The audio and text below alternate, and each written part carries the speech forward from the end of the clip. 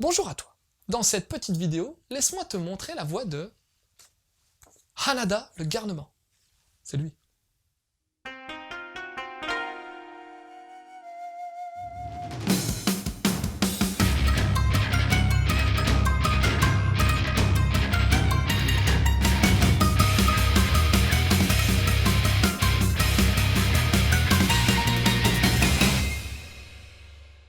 Hanada, c'est un petit garçon d'environ 9 ans qui vit dans la campagne japonaise durant les années 50.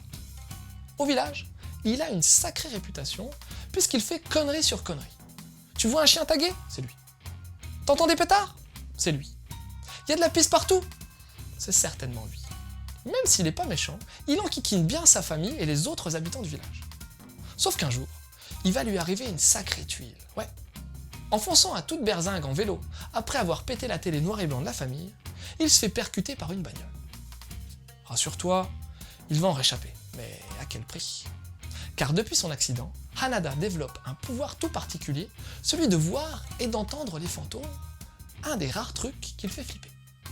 Tu t'en doutes, ces fantômes sont là pour lui demander de l'aider, mais comment va réagir celui qui ne pense qu'à emmerder son prochain? La réponse est dans ce manga.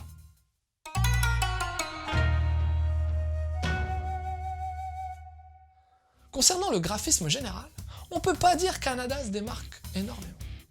Les dessins sont assez simples, mais vont à l'essentiel et donnent dans l'expressivité.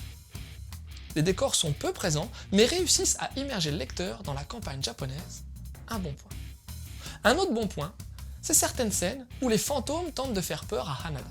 On sent qu'Ishiki maîtrise son trait et est capable de rendre son dessin très vivant. La réal, quant à elle, est solide.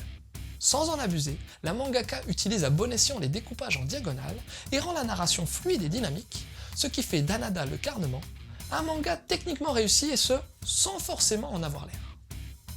On a le droit à une belle édition de la part de Kiun dans la collection Kizuna.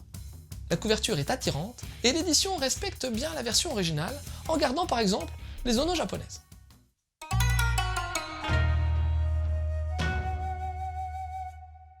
C'est Ishiki Makoto qui a signé ce titre.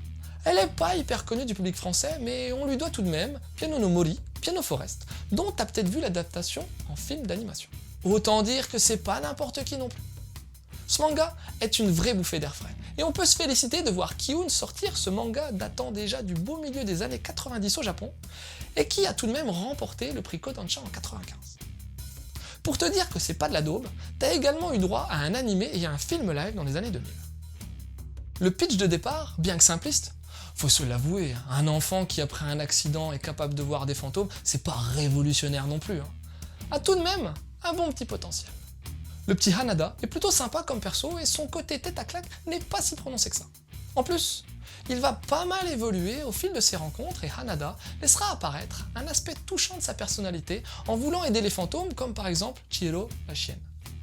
La description de la vie dans les campagnes japonaises des années 50 est bien amenée et l'humour est omniprésent.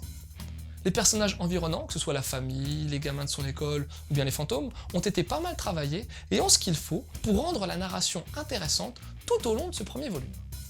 Le gros piège serait de tomber dans un rythme trop prévisible avec un chapitre, un fantôme.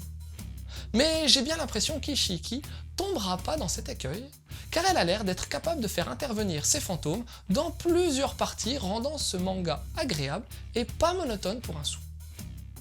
Un bon petit titre, en 5 volumes, que je te conseille vivement si tu cherches des histoires fraîches, touchantes, drôles et sympas, sans grosse prise de tête.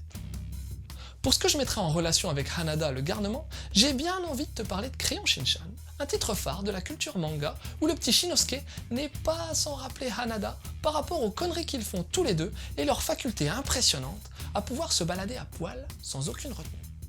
Ensuite, je te parlerai de l'anime d'Hanada Shonenshi en 25 épisodes qui a tout de même été réalisé par le studio Madhouse, c'est pas rien non plus. Et puis, je t'ai gardé le meilleur pour la fin selon moi, c'est le manga Une sacrée mamie, un de mes mangas préférés de ces dernières années où il est aussi question de la vie dans les campagnes pauvres du Japon à la même époque. Voilà, c'était Loud. J'espère que cette petite chronique t'aura donné envie de lire Hanada le garnement. Je te laisse et continue de suivre la voie du manga.